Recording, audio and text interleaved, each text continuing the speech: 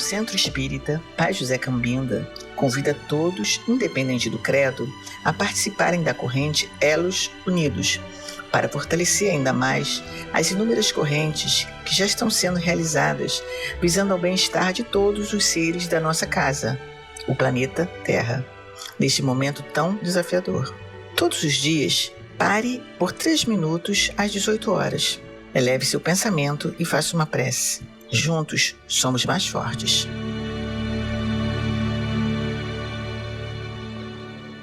Boa noite a todos. Hoje, quarta-feira, dia 31 de agosto de 2022. Estamos reunidos mais uma vez para nosso encontro virtual na Casa de Pai José Cambinda. Damos início aos trabalhos com a nossa prece de abertura.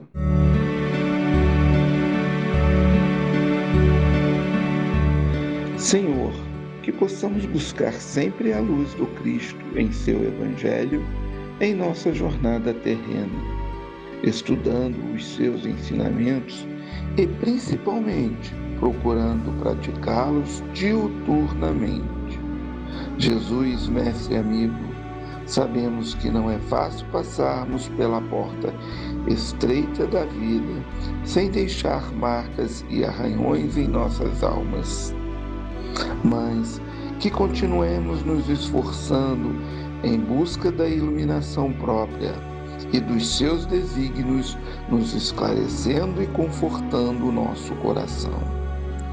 Os seus ensinamentos nos mostram que, ao invés de promessas de sacrifício e ações automáticas, sejamos humildes, submetendo à vontade justa e à misericórdia de Deus.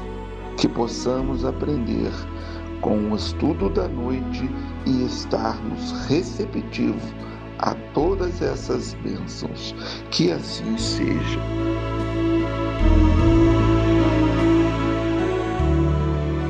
Nossa querida Márcia fará a leitura de uma página para a nossa reflexão. Boa noite.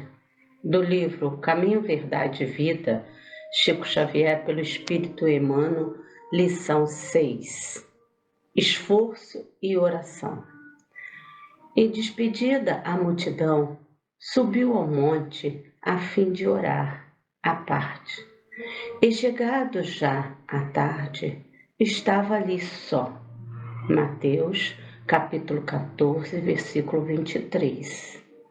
De vez em quando, surgem grupos religiosos que preconizam o absoluto retiro das lutas humanas para os serviços da oração. Nesse particular, entretanto, o Mestre é sempre fonte dos ensinamentos vivos. O trabalho e a prece são 2 características de sua atividade divina. Jesus nunca se encerrou à distância das criaturas, com o fim de permanecer em contemplação absoluta dos quadros divinos que lhe iluminavam o coração, mas também cultivou a prece em sua altura celestial. Despedida a multidão, terminando o esforço diário, estabelecia a pausa necessária para meditar à parte, comungando com o Pai na oração solitária e sublime. Se alguém permanece na Terra e é com o objetivo de alcançar um ponto mais alto nas expressões evolutivas, pelo trabalho que foi convocado a fazer, e pela oração, o homem recebe de Deus o auxílio indispensável à santificação da tarefa.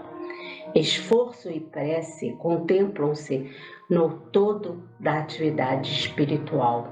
A criatura que apenas trabalhasse sem método e sem descanso acabaria desesperada, em horrível secura do coração. Aquela que apenas mantivesse genuflexa estaria ameaçada de sucumbir pela paralisia e ociosidade. A oração ilumina o trabalho, e a ação é como um livro de luz na vida espiritualizada. Cuida de teus deveres, porque para isso permaneces no mundo. Mas nunca te esqueça desse monte, localizado em teu sentimento mais nobre, a fim de orares à parte, recordando o Senhor. Teremos na noite de hoje o nosso irmão Guilherme Furusawa, filiado ao Centro Espírita Pai Congo de Cambinda, em Paracambi, com o tema A Dracma Perdida. Um cordial boa noite a todos os nossos irmãos de Barra do Piraí, todos os nossos irmãos do Centro Espírita Pai José Cambinda. É com muita alegria que temos essa oportunidade de estarmos mais uma vez reunidos no entorno da mensagem de Jesus, da mensagem dos Evangelhos. E eu gostaria de iniciar o nosso estudo agradecendo pela oportunidade. Somos gratos aos dirigentes da nossa Seara Espírita, somos gratos aos nossos amigos de Barra do Piraí, somos gratos aos nossos amigos espirituais, naturalmente, somos gratos a Jesus, aquele que é a luz do mundo. E como nós sempre o fizemos, nós sempre iniciamos o nosso estudo relembrando uma passagem do Evangelho de Jesus. Isso porque os Espíritos terão dito a Kardec que Jesus é para nós espíritas nosso modelo e guia. E além, muito além, conforme nos informam diversas obras mediúnicas posteriores, nós sabemos que Jesus é o governador espiritual do nosso educandário e provê tudo aquilo do qual nós necessitamos para o nosso progresso, para o nosso burilamento, para o nosso crescimento, para que nós possamos de alguma forma vencermos-nos. E vencendo-nos nós teremos condições de alçar voos, nós teremos condições de irmos no sentido da felicidade. Então, para esta noite, nós selecionamos uma parábola muito especial. Essa parábola está no Evangelho de Lucas. Na verdade, essa parábola ela vem junta de outras duas parábolas. É uma tríade de parábolas, conhecido como parábolas do filho pródigo. Ela começa falando exatamente da ovelha perdida, depois ela fala da dracma perdida e, por fim, ele narra para nós a parábola do filho pródigo. Nós sabemos que todas essas três parábolas parecem ter o mesmo sentido, o sentido do retorno daquele esperado, daqueles a quem nós amamos, a ideia de que Jesus, de que Deus não desiste de nenhum de nós. Essa ideia, de alguma forma, é passada pelas três parábolas. Entretanto, quando nós pegamos essas parábolas para analisá-las individualmente, nós vamos observar que elas têm lições próprias, que elas terão lições impressionantemente importantes, e quando nós analisamos essas parábolas aprofundadamente, isoladamente, usando as lentes que a doutrina espírita nos oferece, nós vamos perceber que essas parábolas elas vão nos fornecer recursos preciosos na busca para a nossa reforma íntima, para a compreensão do mundo, para de alguma forma colaborarem com o nosso crescimento. Nós escolhemos para essa noite, então, a parábola do meio dessa tríade de parábolas. Nós escolhemos a parábola da dracma perdida. E essa parábola, ela começa exatamente assim. Ela começa narrando, dizendo qual é a mulher que, tendo 10 dracmas, ao perder uma, não acende a sua candeia e varre toda a casa até encontrá-la. E quando a encontra, fica tão feliz que chama suas amigas e vizinhas. Reúnem-se em alegria pelo fato dela ter reencontrado a sua dracma perdida. Eu tenho certeza que nós já lemos ou já ouvimos essa parábola inúmeras vezes, mas é necessário que a gente faça um esforço para tentar retirar dela a sua essência, para nós subtrairmos as lições preciosas que nós temos certeza que existem em todas as narrativas dos evangelhos. Como eu costumo dizer, o Espírito Joana de Ângeles, ele vai nos informar que em todas as passagens, que em todas as parábolas contidas no Evangelho de Jesus, não existe superficialidade. Nós sempre temos que ter condições de subtrair a sua essência, as suas lições, que são lições importantíssimas e capazes de nos proporcionar, de alguma forma, a tarefa da nossa reforma íntima. Quando nós paramos para analisar essa parábola, primeiro nós temos que olhar quem são os personagens que compõem essa parábola, os objetos, o cenário, o tempo em questão. Primeiro, vamos tentar elucidar o que é uma dracma. Uma dracma era uma moeda grega. Em nível de curiosidade, depois que a Grécia recentemente saiu da União Europeia, deixando de usar o euro, ela voltou a usar a dracma. A dracma é uma moeda grega que existe desde os tempos de Jesus na cultura helênica. Na verdade, muito antes do próprio Cristo, os gregos usavam as dracmas. Era uma moeda. Existiam diversas moedas que circulavam naquela região. Em especial, nós temos duas moedas, o denário romano, muito citado nos evangelhos, e a dracma.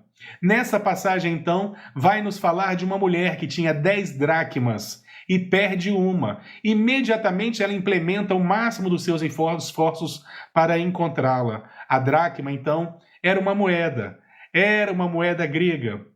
E essa mulher que possuía 10 dracmas, segundo a parábola, ao perder uma, ela implementa todos os seus esforços, acende uma candeia, varre toda a casa até encontrá-la. E quando ela encontra essa dracma, ela imediatamente reúne seus vizinhos, suas amigas e vizinhas, para que juntos pudessem se alegrar, puderem regozijar-se por terem encontrado a dracma perdida. Quando nós analisamos os personagens, os materiais utilizados por Jesus nessa parábola, o primeiro deles é a dracma. A dracma era simplesmente uma moeda. A dracma está presente em outras passagens dos evangelhos. Nós sabemos que naquele tempo não existia apenas a dracma. Existia também a duodracma, que era uma moeda que equivalia a 2 dracmas. Assim como existia também a tetracma. A tetracma era uma moeda que equivaleria a 4 dracmas. Naquela passagem em que Pedro, para poder pagar uma aduana, os impostos, para que eles pudessem passar por uma coletoria de impostos, ele pesca e encontra dentro de um peixe uma tetracma, ou seja, uma dracma que equivale a 4 dracmas. Então, dracma era uma moeda. Jesus afirma que aquela mulher que tinha 10 dracmas havia perdido apenas uma, e mesmo assim implementou todos os seus esforços. Nas tradições, nós interpretamos que essa dracma pode representar qualquer um de nós quando nós nos perdemos. Porque não existe ninguém à orfandade na criação. Todos nós somos sempre buscados, esperados, procurados, para que nós possamos retornar ao encontro dos outros, para que nós possamos nos unir novamente. Na primeira parábola, Jesus usa como uma figura a ovelha que se perde, e aquele pastor que possuía 100 ovelhas, ele deixa as 99 e vai ao encontro daquela que se perdeu. A mesma coisa acontece com a dracma. Aquela mulher, ela abandona, ela vai ao encontro daquela dracma, mesmo tendo ela outras 9 dracmas. Ela vai ao encontro daquela dracma e implementa inúmeros esforços. Acende a candeia, varre toda a casa até encontrá-la. Isso talvez seja a primeira lição que nós tiramos. As dracmas representam-nos. Nós que nunca seremos abandonados. Segundo Jesus, nenhuma de suas ovelhas se perderá. Todos nós, não existe nenhum de nós à orfandade. Todos nós seremos sempre atendidos nas nossas necessidades, muito além do que nós imaginamos, até mesmo os maus, naturalmente. Todos nós somos sempre protegidos e amparados de acordo com aquilo que nós necessitamos. Não existe ninguém à orfandade.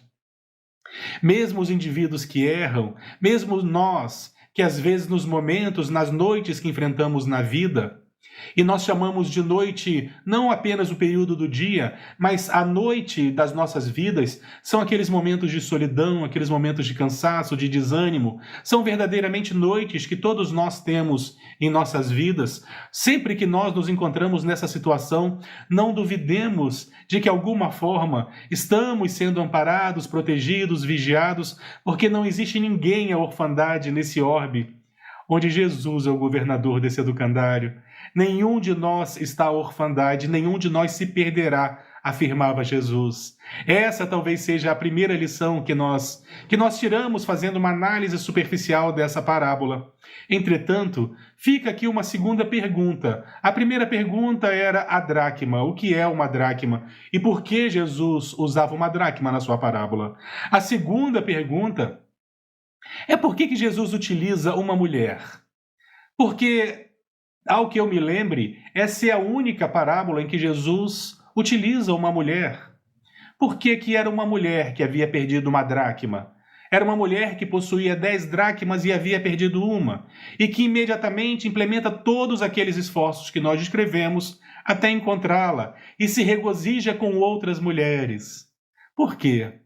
Talvez porque a mulher ela tenha uma importância e um significado muito, muito grande, principalmente para nós espíritas. Isso porque a mulher é o grande portal da reencarnação. Não existe vida biológica sem que exista a figura feminina. Não existe hipótese nenhuma, a não ser naturalmente naqueles seres mais primitivos que não têm o fenômeno da fecundação. Havendo o fenômeno da fecundação, sempre haverá a figura feminina, porque é através das células femininas, em especial o ovócito, que a vida se desenvolve.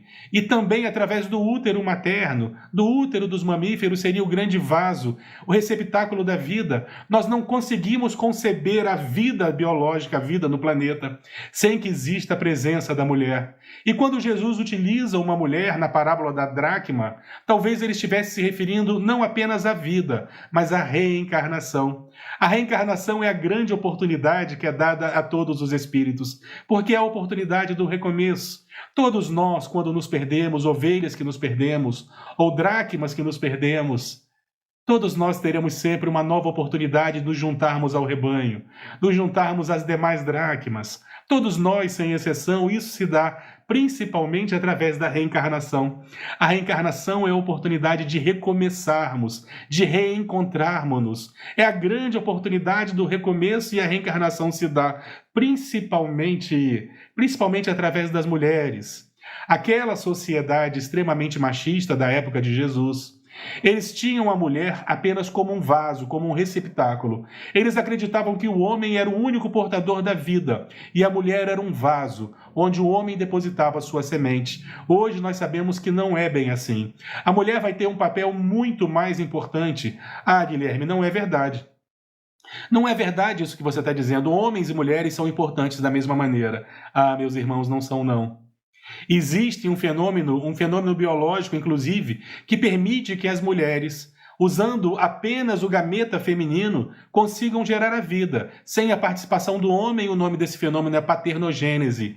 Isso mostra que as mulheres, que as fêmeas, que a célula feminina, ela é verdadeiramente a estrutura celular mais importante para a reencarnação. E o útero materno. Não existe outro maquinário que consiga substituí-lo. Quando nós falamos de reencarnação, apesar de todo o conhecimento tecnológico que o homem tem até o presente, não existe nada que consiga substituir um útero materno, que consiga substituir o fenômeno da nidação, o momento em que o concepto é implantado na parede do útero materno, até o momento que se forma a placenta, nutrindo aquele indivíduo, garantindo a vida biológica. Não existe nenhum outro maquinário que seja capaz de fazer algo tão impressionante. A mulher é sim o grande portal da reencarnação. Graças às mulheres que nós tivemos a oportunidade de nos beneficiarmos nesse educandário, mergulhando nessa escola,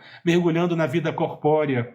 A mulher, talvez tenha sido por isso que Jesus tenha utilizado A figura da mulher, porque ele estava se referindo às reencarnações. São através das reencarnações que nós temos novas oportunidades. As reencarnações, dentre todos os mecanismos da justiça divina, dentre todos os mecanismos que a divindade nos presenteia, a reencarnação é a grande oportunidade do recomeço. É a grande oportunidade dos reencontros, é a grande oportunidade dos resgates, é o símbolo da dracma perdida. Porque todos nós que nos perdemos, nós vamos encontrar na reencarnação novas oportunidades. E dentre esses mecanismos perfeitos da reencarnação, nós temos, por exemplo, o esquecimento do passado. Sempre que nós vamos reencarnar, nós somos beneficiados através do esquecimento do passado, que para nós é extremamente vantajoso, porque nos dá a chance verdadeira de recomeçarmos do zero, de verdadeiros recomeços. Porque imaginemos se nós tivéssemos lembrança de todo o mal que nós fizemos. Qual seria a nossa tristeza e desesperança se nós encontrássemos naquele ser que temos ao nosso lado? Um filho, por exemplo, a figura de alguém que nós tenhamos feito mal no passado. Dificilmente nós conseguiríamos, da mesma forma, amar. Talvez a nossa consciência não nos permitisse progredir. Então, através da reencarnação e todos os seus mecanismos, todos os seus processos, como o esquecimento do passado, por exemplo, nós tenhamos a grande chance da oportunidade.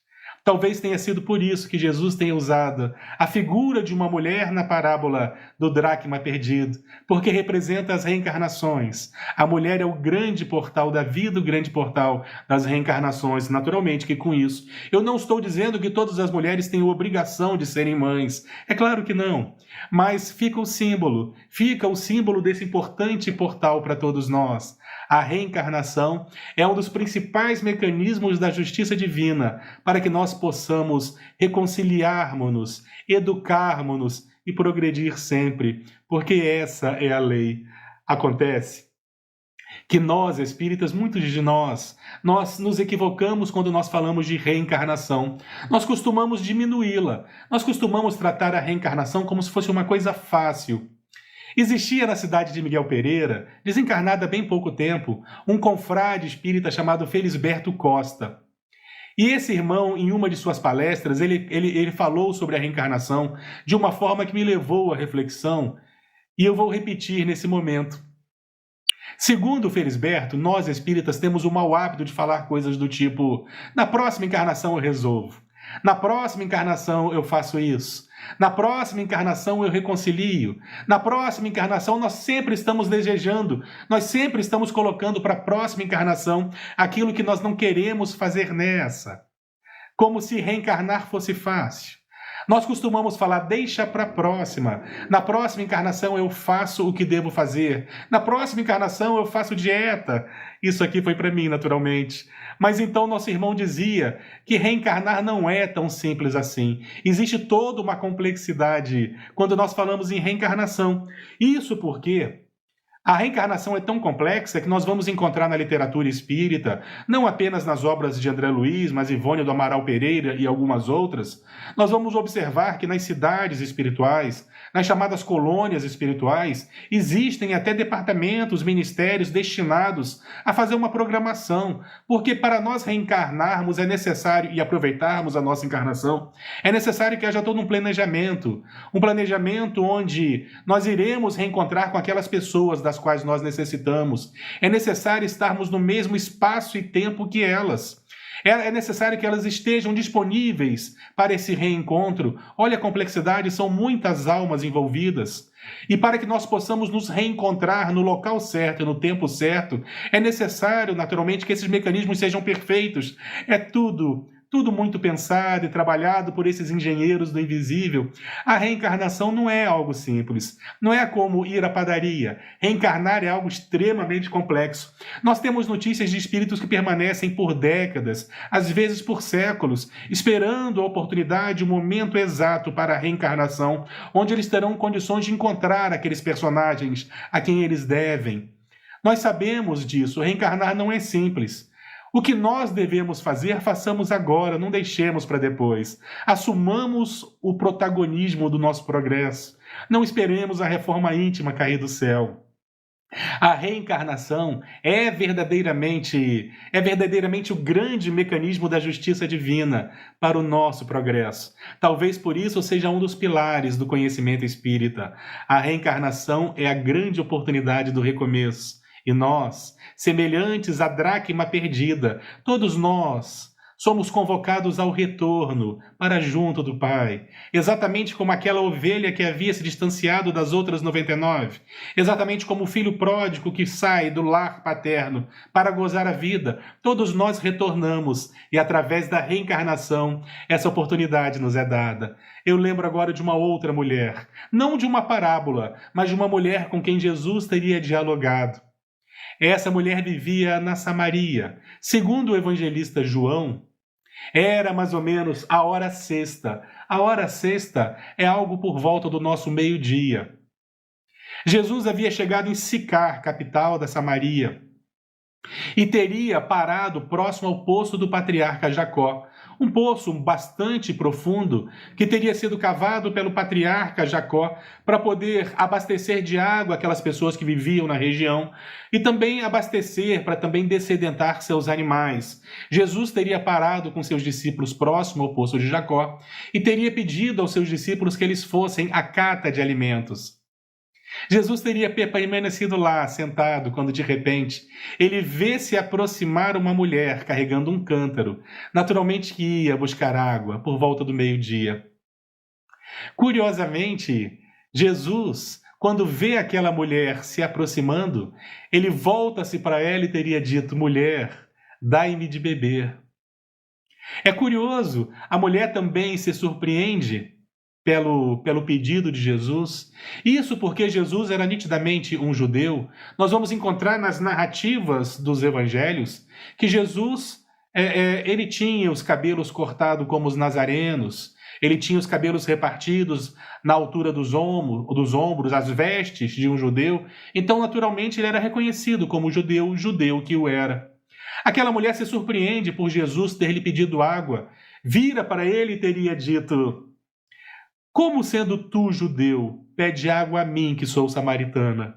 Isso porque os judeus não falavam com os samaritanos.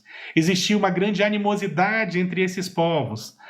Num outro estudo nós poderíamos explicar melhor o início dessa animosidade, mas a verdade é que aquela mulher havia se surpreendido porque tinha um judeu dirigindo a palavra, pedindo água para ela, que não apenas era uma samaritana, como também era uma mulher.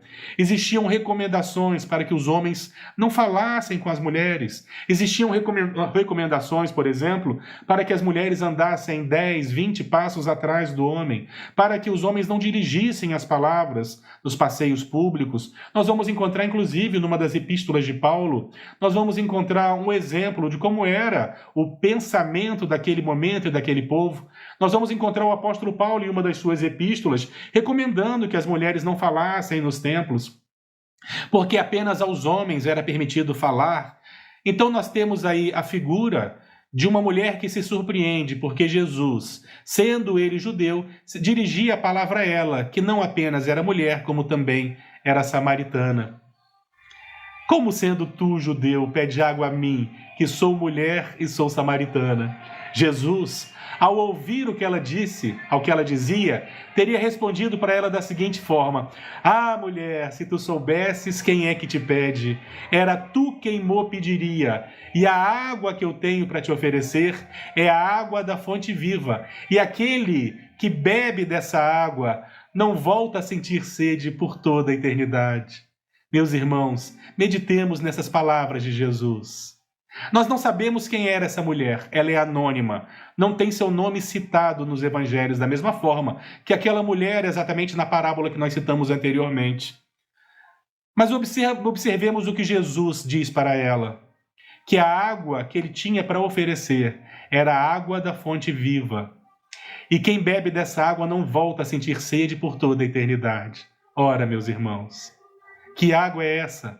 Naturalmente que ele não estava se referindo apenas à água que nutre o corpo físico, que abastece o corpo físico, que nos hidrata, porque o corpo físico é perecível. E ele falava de uma água que nos serviria para a eternidade. Então não era uma água não era uma água que referia-se ao corpo físico, era algo para nossas almas. A água do qual Jesus oferecia era a água do conhecimento que ele tinha para oferecer, que abasteceria nossos espíritos por toda a eternidade, porque o conhecimento é assim. Ele é imperecível, ele iria ensiná-la, e aquele que aprende sente necessidade de ensinar também. Segundo um amigo chamado José Rodrigues de Lira, da cidade de Paracambi, da Seara Espírita do Pai Congo de Cambinda, ele fala sobre essa água. E ele falava ainda essa semana comigo dizendo o seguinte: uma única gota dessa água, aquele que é capaz de sorver uma única gota dessa água, é capaz de modificar-se para o mundo completamente. É capaz de vencer a si mesmo e não volta a sentir as sedes do mundo. Como assim as sedes do mundo? E que gota de água é essa? Nós, no mundo, encarnados, ainda muito animalizados, nós somos sequiosos e sedentos por coisas do mundo. Somos sedentos por dinheiro. Nós vivemos impulsionados pelos nossos instintos, espíritos muito animalizados que ainda somos. Basicamente, o ser humano encarnado, ele vive para alimentar-se, para ter sexo, para ostentar, e para isso ele implementa todos os seus esforços durante toda uma encarnação. Nós vamos ver o homem acumulando cada vez mais bens materiais, na premissa de que dessa forma ele consiga abastecer os seus instintos básicos de alimentar-se, de fazer sexo, de ostentar. São as necessidades básicas, mais próximas do materialismo. Naturalmente que o indivíduo, quando ele começa a espiritualizar-se, ele começa a vencer esses instintos. É a gota. É uma única gota da fonte da água viva, fazendo com que aquele indivíduo não tenha mais determinadas necessidades do mundo. E nós conhecemos diversos personagens que ao longo da história foram capazes de experimentar, de sorver dessa água, nem que fosse uma única gota. Pessoas que tiveram suas vidas tão destinadas, tão dedicadas ao bem, que são impressionantes e muitos de nós até duvidamos se é verdadeiramente essas pessoas existiram. Isso porque eram pessoas completamente dedicadas, abnegadas no trabalho que desenvolviam, não só do ponto de vista religioso, mas pessoas que dedicaram-se à ciência, ao conhecimento, outras à caridade. Figuras como Francisco Cândido Xavier, que dedicaram mais de 90 anos de sua vida amando e servindo, sorveu naturalmente a água da fonte viva e jamais voltou a sentir sede das coisas do mundo. Quando nós bebemos dessa água, nós a teremos para toda a eternidade e auxiliamos na sua multiplicação, não voltando a sentir sede do mundo, a sede das coisas do mundo. Que nós possamos estar abertos, que nós possamos estar aptos a sorver dessa água, a água da fonte viva, porque aquele que se dessedenta de uma única gota dessa água não sente mais as sedes do mundo, essas sedes que não nos mantém como crisálidas presos ao materialismo, que não permite que nós alcemos voos. É o indivíduo que vive para si mesmo, é o indivíduo que vive alimentando os seus instintos animais. Nós ainda nos encontramos nessa escala, entretanto, já implementamos os nossos esforços para vencermos-nos, porque a mensagem de Jesus é um convite para isso. A mensagem espírita é um convite para todos nós vencermos-nos. Estamos aqui para isso. Quando Kardec nos apresenta os postulados espíritas, aqueles pilares que sustentam o conhecimento espírita, ele deixa claro que tudo isso que nós estudamos, que tudo isso que nós cremos, tem como objetivo a reforma íntima e a caridade. Não adianta compreendermos a mensagem espírita se não for para nossa reforma íntima e para a caridade. Em outras palavras, para a felicidade, porque os amigos espirituais vão nos dizer que a tarefa é sermos felizes e encontraremos a felicidade seguindo, trilhando esses caminhos. E voltando novamente ao Espírito Joana de Ângeles, nós encontramos na mensagem dos Evangelhos tudo aquilo do qual nós necessitamos para a nossa reforma íntima, para a busca da nossa felicidade, para que nós possamos nos libertar. Essa é a proposta espírita para todos nós, meus irmãos. Não temamos as noites escuras, porque nenhuma ovelha se perde, nenhuma dracma ficará escondida. todos nós, por mais que nos sintamos sozinhos, solitários, desesperançosos, naquelas noites tormentosas que todos nós atravessamos, nós sempre estamos amparados, por mais que não enxerguemos quem está ao nosso lado. Os espíritos vão dizer a Allan Kardec que todos nós temos nossa família espiritual, até os maus. Não existe ninguém à orfandade. Estamos sempre sendo protegidos e vigiados pelos nossos guias. Mas para que nós possamos percebê-los, é necessário que nós estejamos bem, estejamos de portas abertas, as portas do nosso coração. Ninguém nesse orbe está à orfandade. Somos mais de 8 bilhões de pessoas reencarnadas e nenhum de nós está à orfandade. Porque Jesus é o divino pastor e garantiu que nenhuma de suas ovelhas se perdem, ampara e dá novas oportunidades a todas, inclusive para os maus. E isso para nós é muito importante. Isso para nós é importante. Nenhum de nós irá se perder, meus irmãos. Que a paz de Jesus permaneça entre nós. E eu gostaria de deixar um abraço muito especial para todos os nossos irmãos do Centro Espírita Pai José Cambinda, de Barra do Piraí, todos os nossos confrades e confreiras. Um forte abraço a todos. A seguir, Elos que Unem, momento dedicado aos espíritos desencarnados que procuram a casa de Pai José Cambinda para o refrigério de suas aflições e aprimoramento moral e espiritual de sua caminhada evolutiva. Senhor, fazei de mim um instrumento da vossa paz. Onde haja ódio, consenti que eu semeie amor.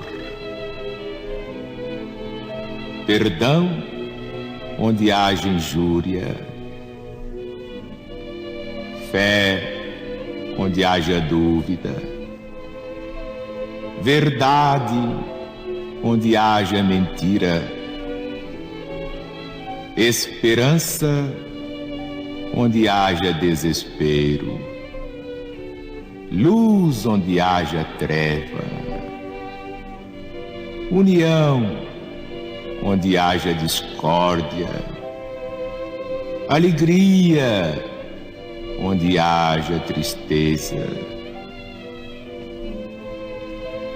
Ó Divino Mestre, permiti que eu não procure tanto ser consolado quanto consolar, compreendido quanto compreender, amado quanto amar, porque é dando que recebemos, perdoando é que somos perdoados, e morrendo é que nascemos para a vida eterna.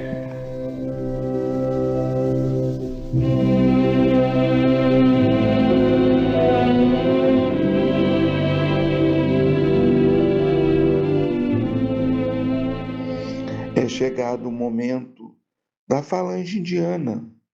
Essa falange, comandada por Arthur, não incorpora, atua em nossos pensamentos.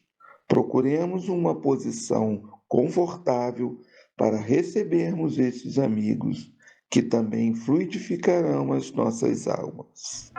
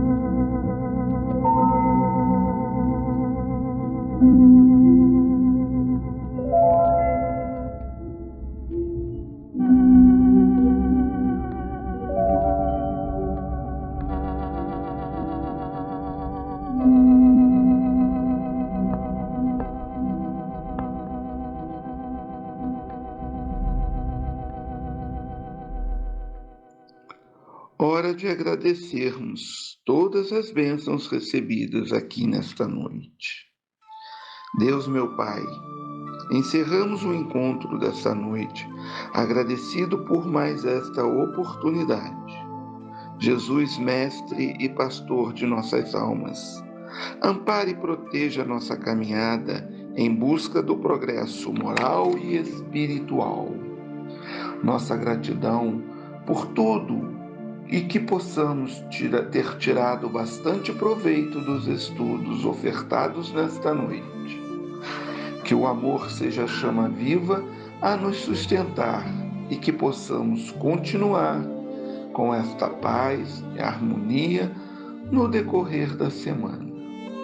Que Maria, nossa Mãe querida, nos ampare hoje e sempre. Que assim seja. Convidamos a todos para o nosso próximo encontro no dia 7 de setembro de 2022. Uma boa noite e que continuemos com essa vibração de amor e luz. Fiquem com Deus.